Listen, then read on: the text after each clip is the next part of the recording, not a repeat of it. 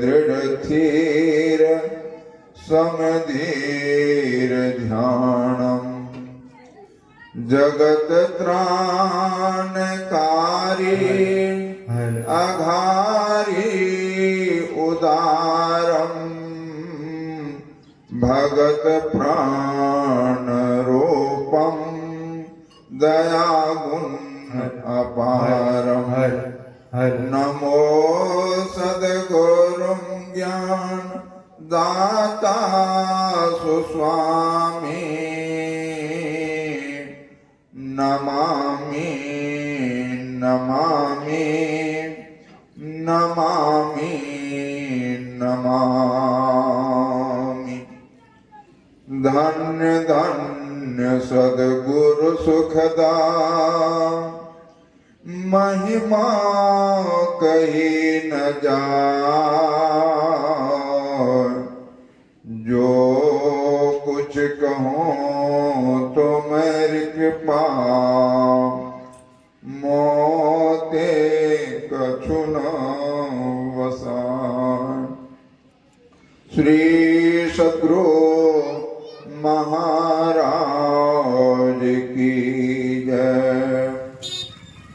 अव्यक्त रूप में प्रातः स्मरणीय श्री घोषित 20वीं सदी के महान संसद गुरु महाराज के युगलपाद पद्मों में कोटि कोटि नमन। मंचासीन पूज्य स्वामी ओंकारानंद महाराज के युगल चरणों में कोटि सम्मान। उपस्थित मुद मंगल में साधु समाज धर्म प्रेमी सज्जनों पुण्य माताओं भक्तिमती बहनों एवं ग्रामवासियों सबों के अंतरात्मा को नववर्ष के मंगल में शुभकामना के साथ कोटि कोटि बदन प्रणाम। अभी हम लोग जत्र तत्र से एकत्र होकर श्री सुचैन और विजय बाबू के दरवाजे इस नववर्ष के शुभ अवसर पर एक दिवसीय सत्संग के प्रातःकालीन बैठक में निमंत्रित हो रहे हैं।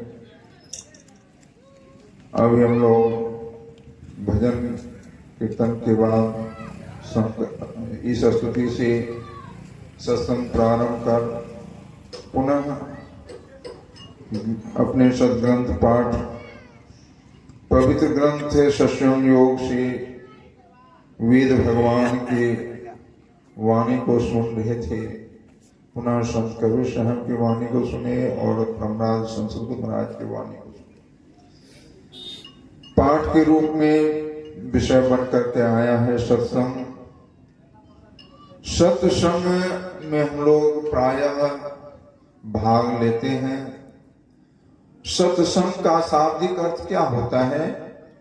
सत्य का संग।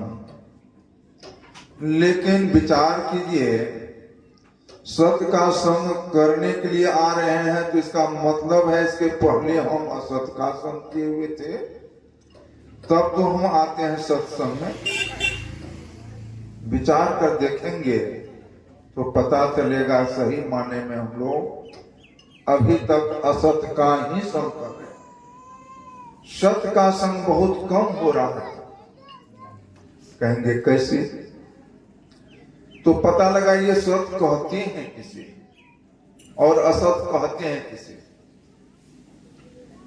हम लोग प्राय सुनते होंगे सत्य सोई जो बिन से नाही। सत्य वह है जिसका विनाश नहीं होता है, जो तीनों काल में एक समान रहता हो। जो भूत में था आज वर्तमान में भी वही है और भविष्य में भी ऐसा ही रहे। तीनों काल में जो एक समान रहे उसी को तो हम सत्य कहेंगे। लेकिन विचार कर इस सृष्टि में देखते हैं क्या, विचारते हैं तो पाते हैं कि तीनों काल में एक भी ऐसी वस्तु नहीं है। जो भूत में था आज भी वही है, वर्तमान में वही है और भविष्य में भी यही रहेगा। कोई वस्तु नहीं है। कहेंगे नहीं, हम देखते हैं सूर्य चंद्रमा नक्षत्र तारे ग्रह इत्यादि पहाड़ नदी सब जैसे देखते थे वैसे आज भी है और उम्मीद करते हैं वर्षों बाद भी रहेगा। ध्यान दें, सुरेश ध्रुव महाराज की जय। लेकिन सूर्य के शक्ति में भी ह्रास हो रहा है। बुढ़ बुजुर्ग से पूछें कि क्या जो समय आज बरसात समय बीत जाता है ऐसा समय पहले भी था? पहले के समय में जितना बारिश होती थी समय मौसम के अनुसार, आज वैसी स्थिति नहीं है। इससे पता चलता है मौसम के अनुसार मौसम में वह गुण नहीं जो पहले था। इसका मतलब है कि सूर्य की शक्ति में भी ह्रास हो रहा है, परिवर्तन हो रहा है। भगवान राम जब मां सीता के पता लगाने के लिए चले थे तो 4 महीना वर्षावास पहाड़ पर जाकर किए थे, ऋषमुखपाल पर्वत पर। जानते होंगे क्यों? कहेंगे कि उस समय वर्षा समय में भले ही रोड पुल नहीं था, इसलिए कि होंगे। आज तक कल तो बहुत रोड हो गया है, पुला हो गया है, तो वर्षा का पता नहीं चलता है। लेकिन नहीं, पहले के समय में जितनी बारिश थी, जितना समय मौसम के अनुसार सारे मौसम अपना काम करते थे, उतना आज नहीं है, ह्रास हो रहा है। तात्पर्य है प्रतीक नक्षत्र तारे ग्रह इत्यादि में परिवर्तन हो रहा है, इसलिए कि वह परिवर्तनशील असत्य है, नाशवान है, क्षणभंगुर है, माया है। क्या हमारा शरीर सत्य है? विचार करें। संसार के साथ साथ तो हमारा शरीर में भी परिवर्तन हो रहा है। जिस दिन मां के गर्भ से जन्म लिए कितना सुकोमल गुलाब के फूल जैसा हम लोगों का शरीर था। समय बीतता गया, बाल्यावस्था बीता, किशोरावस्था बीता, युवावस्था बीता, आज वृद्धावस्था में आ गए। ये शरीर क्या तीनों चारों अवस्था में समान रहा? नहीं। जब शरीर संसार के साथ साथ परिवर्तनशील है तो कैसे सत्य हो सकता है? यह संसार जब परिवर्तनशील है, नाशवान है, तो शरीर भी हमारा परिवर्तनशील है, नाशवान है, क्षणभंगुर है, माया है। तो विचार करें तो शरीर से मिलने वाला 5 ही सुख है। जिस सुख को हम शाश्वत मानते हैं अज्ञानवश, वह 5 विषय सुख क्या है? आंख से रूप का सुख देखते हैं, नासिका से गंध का सुख लेते हैं, कान से शब्द का सुख लेते हैं, जिह्वा से स्वाद का सुख लेते हैं और चमड़ा से स्पर्श का सुख लेते हैं। ये 5 सुख क्या परिवर्तनशील है कि नाशवान शाश्वत है? विचार की जब शरीर ही परिवर्तनशील है तो इस शरीर से मिलने वाला 5 विषय सुख क्या शाश्वत हो सकता है? क्या जो जवानी में जो इंद्रियां सुख देती थी, आज बुढ़ापा में भी वही सुख हो रहा है उस इंद्रिया से? नहीं। जवानी में जो शक्ति थी इंद्रियां की, वह आज वृद्धावस्था के आते परिवर्तन हो रहा है, शक्तिहीन हो रहा है। जो जितना दूर तक हम देखते थे वृद्धावस्था में, उतना दूर तक नहीं देख पाते हैं, नहीं सुन पाते हैं, स्पर्श नहीं का सुख उतना नहीं ले पाते हैं। कारण क्या है? शक्ति क्षीण होती जा रही है, परिवर्तन होते जा रहा है, क्योंकि यह नाशवान है, क्षणभंगुर है, माया है, असत्य है। विचार कीजिए, बुद्धि से क्या तब सत्य है क्या? किसका हम संग कर रहे हैं अभी तक? जब सब असत्य ही है तो सत्य क्या है? कौन चीज ऐसा है जिसमें परिवर्तन नहीं होता है? रामचरितमानस में आया है, ईश्वर अंश जीव अविनाशी, चेतन अमल सहज सुख राशि। ईश्वर अंश जीव अविनाशी, हम जीवात्मा परमात्मा का भिन्न अंश है। परमात्मा सत्य और हम जीवात्मा सत्य हैं। कहेंगे कैसे? सत्य कैसे है? आप जो कहे सत्य तीनों काल में एक समान रहा हुआ है सत्य। हाँ, हम जीवात्मा तीनों काल में हम में कोई परिवर्तन नहीं होता। विचार किए, हम माँ के गर्भ के पहले भी थे, हम माँ के गर्भ में भी हम ही थे, और जन्म लिए बाल्यावस्था में अभी जो ये बच्चा सब देखिए बच्चा अभी जो बाल्यावस्था में बच्चा सब जो है वह जो कपड़ा पहन रखा है, विचार किया हम लोग भी तो उस समय में थे, यह कपड़ा नसीब था। हम लोग भी उस अवस्था में थे, बाल्यावस्था में, किशोरावस्था में थे हम ही, और युवावस्था में हम ही थे, अभी वृद्धावस्था में भी हम हैं। दूसरा कोई क्या है? हम ही हैं सभी अवस्था में रहने वाले। हम सभी अवस्था में एक समान रहने वाले अभी भी हैं। हम में कोई परिवर्तन नहीं हुआ। जो हम कहने वाले हम हैं, हमें में कोई परिवर्तन नहीं हुआ। भले हमारे मन में, बुद्धि में, चित्त में, अहंकार में परिवर्तन हो गया, शरीर संसार में परिवर्तन हो गया, लेकिन हमें कोई परिवर्तन नहीं हुआ। इसलिए कि हम ईश्वर हंस जीव अविनाशी हैं, चेतन अमल सहज सुख राशि। इसलिए हम सत्य हैं, परमात्मा सत्य है। कौन की सत्य?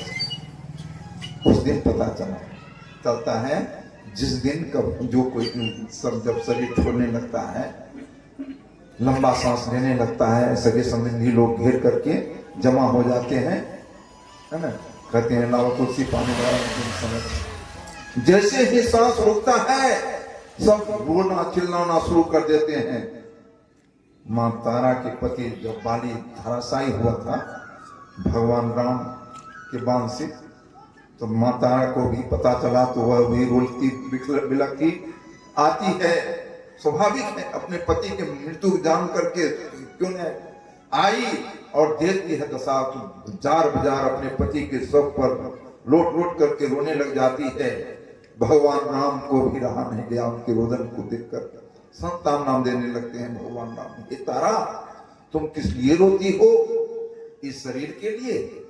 क्षिति जल पावक गगन समीरा, पंच रचित अति अधम शरीरा। ये 5 दत्त की पुतला के लिए तुम रोती हो? ये तो अधम है, अधम है। अगर तुम इस शरीर के लिए रोती हो, प्रगट सो तम तब आगे सोवा, जीव नित्य तुम कहीं लगी रोवा। अगर तुम इस शरीर के लिए रोती हो तो तुम्हारे सामने में पड़ा हुआ है। अगर तुम इस शरीर में रहने वाले के लिए रोती हो, वह तो नित्य है, अविनाशी है, उसका तो नाश नहीं हुआ है, तो फिर रोना क्यों? विचार कीजिए, क्यों रोना? अरे जिसको आप पहचान रहे थे, हार मांस के लोथरा को, दादा दादी को, है ना, पति को या माता पिता को, वह तो सामने में पड़ा रहता है। वो तो उड़ करके नहीं चला गया आकाश, है ना। जो गया, क्या कभी उनको पहचानने का प्रयास किए? अरे उनको क्या अपने आप में अपने आप को कभी पहचानने का प्रयास किए कि मैं कौन हूं? यही सत्य है, इसी को उसी का संग करना है। हम अभी तक शरीर संसार का संग कर बैठे हैं, यही असत्य का संग है। और जो सत्य है, जिसमें विनाश कभी नहीं होता है, परिवर्तन नहीं होता है, उसका संग अभी तक नहीं कर रहे। उसको पहचान नहीं रहे तो संग कैसे करेंगे? एक विद्यार्थी अपने साथी से कहता है, अरे हमको पकड़ो। झट से उसको उसका हाथ पकड़ लिया। कहता है हमको पकड़ो तो पकड़ लिया हमारा हाथ, क्या मैं हाथ हूं? है ना। झट से उसका पैर पकड़ लेता है। कहते हैं क्या कह रहे हैं? हमको पकड़ो तो पकड़ लिया हमारा पैर। अब कभी पैर पकड़ता है, कभी कमर पकड़ता है, कभी गर्दन पकड़ता है, कभी कान पकड़ता है, कभी नाक पकड़ता है। कहता है अरे मैं नाक नहीं हूं, मैं कान नहीं, मैं गर्दन नहीं, मैं है ना, हाथ पैर नहीं हूं, मैं सिला नहीं हूं, मैं कमर हूं। कहता अच्छा मुंह को आओ, जीप निकाला, जीप पकड़ लिया। कहता है फिर मुंह बंद करके कहता मैं जी हूं। अब है क्या हुआ बोलिए, है क्या, उसको कैसे पकड़ेगा? वही जो जिसको जो पकड़ में नहीं आता है वही तो हम हैं, वही हम हैं, उसी को है ना सत्य कहते हैं। जो कुछ नहीं है वही सत्य है, जिसके निकलने पर रोना चिल्लाना शुरू हो जाता है। उसको जब जान जाएंगे है ना, तब तो डरना कहना क्या, परमात्मा को पहचानेंगे। तो उसको जानने के लिए गुरु महाराज कहते हैं नित्य सत्संगति करो बनाई, अंतर बाहर द्वे विधि भाई, धर्म कथा बाहर सत्संगा, अंतर सत्संग ध्यान भंगा। एक नंबर का सत्संग वो है, ये शरीर में तीन नाड़ियां प्रधान है, ईड़ा भगवती गंगा पिंगला यमुना नदी, ईड़ा पिंगुर मध्य सुषमना च सरस्वती, त्रिवेणी यत तीर्थराज सौचति तत्र स्नानम प्रकृति पापे प्रमुच्यति। ईड़ा पिंगला और सुषमना के बीच में जो वह संगम होता है, वहां पर जो ध्यान होता है वह परमात्मा के संगम एक करने के लिए, जीव और पीव में मिलाने के लिए जो क्रिया है वह सत्संग एक नंबर का सत्संग है। और यह चलता फिरता तीर्थराज साधु संगम जो है यह भी का सत्संग नहीं है, यह भी 2 नंबर का सत्संग है, जिसमें आकर के हम उस परमपिता परमात्मा के स्वरूप जैसे भगवान क्या कहते हैं, प्रथम भक्ति संतन कर शंका, है ना, दूसरे दिन रति मन कथा प्रसंगा। यहाँ पर कथा प्रसंग हो रहा है परमात्मा का। जब इसके स्वरूप को जानेंगे नहीं तो मानेंगे क्या? जाने बिनु नहीं होई प्रतीति, बिनु प्रतीति होई नहीं प्रीति, प्रीति बिना नहीं भक्ति दृढ़ाई, जिमे खगेश जल की चिकनाई। इसलिए तो भगवान राम अपने गुरुजन से क्या कहते हैं, भक्ति स्वतंत्र असकल सुख खानी, अब बिनु सत्संग न पावनी। बिना सत्संग से नहीं प्राप्त होता है। भगवान राम कहते हैं बड़े भाग पाइए सत्संगा, अब बिना ही प्रयास होई भव भंगा। बिना प्रयास से आवागमन के चक्र जो है समाप्त हो जाता है। क्योंकि संत संग अपवर्ग कर, कामी भाव कर पंथ, कहीं कवि गोविदा श्रुति पुराण सत ग्रंथ। संतों का संग करेंगे तब सत्संग मिलेगा, असंत का संग करेंगे तो कहां जाएंगे? संत संग अपवर्ग कर, संतों का संग करने से अपवर्ग में चले जाएंगे। अपवर्ग मतलब हम लोग पढ़े हैं स्वर व्यंजन पढ़े हैं, व्यंजन में पढ़े हैं कवर्ग चवर्ग टवर्ग तवर्ग पवर्ग। उपसर्ग लगा हुआ है, अपवर्ग हो गया।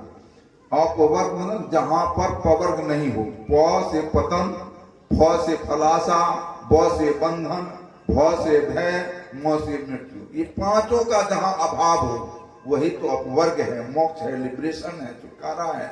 तो यह स्थिति कब होगा? कहते हैं है ना, संतों का संग करेंगे, सत्संग करेंगे और उनके युक्ति के अनुसार चलेंगे तो अपवर्ग में जाएंगे। हम कहीं इसके उल्टा, संत का उल्टा क्या हो सकता है? असंत, है ना। तो उनका संग करेंगे तो हम कहाँ जाएंगे? कामी पुरुष भी कहते हैं उसे, असंत को। कामी भव कर पंथ, कामी पुरुष का संग करने से संसार चक्कर में, जन्म मृत्यु के चक्कर में भटकते रहेंगे, भटकते रहेंगे, तो भोगते रहेंगे। यह कहते हैं संत भगवान राम, हम ही नहीं कहते हैं, है ना। कवि कोविद, है ना, कवि संत और कवि कोविद सदग्रंथ सबका उदाहरण देख कहते हैं, सबका साक्ष्य मान के कहते हैं। सभी का कहना है कि बिना सत्संग से भवसागर पार नहीं हो सकते।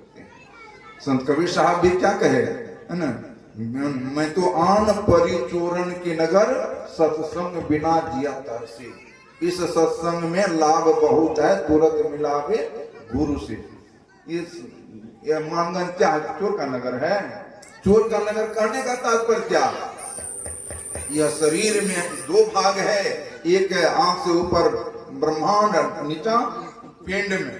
अगर हमारा बासा पिंड के 9 इंद्रियां के घाट 14 इंद्रियां के घाट में फैला हुआ है तो चोर के नगर है, चोर का नगर है। अभी कहें ना 5 ज्ञान इंद्रियां से 5 विषय सुख लेते हैं, है ना। अगर हमारा विषय वासना में मन भटक रहा है तो हम चोर के नगर में हैं। संत महात्मा कहते हैं उलटी पाछलो पैरों पकड़ो पसरा बना बटोर। संसार मुखी से अंतर्मुखी जब होंगे तभी हम ऊपर जा सकेंगे। शायद समय हमारा पूरा हो गया, बाबा का इशारा हो रहा है ना। तो हम लोग पूज्य बाबा लोगों से ही सुने। बोलिए श्री सद्गुरु महाराज। गुरु महाराज की जय। बुलंद आवाज में जय जयकार करें। बोलिए श्री सद्गुरु महाराज की जय। अभी हम लोग सुन रहे थे पूज्य शुभ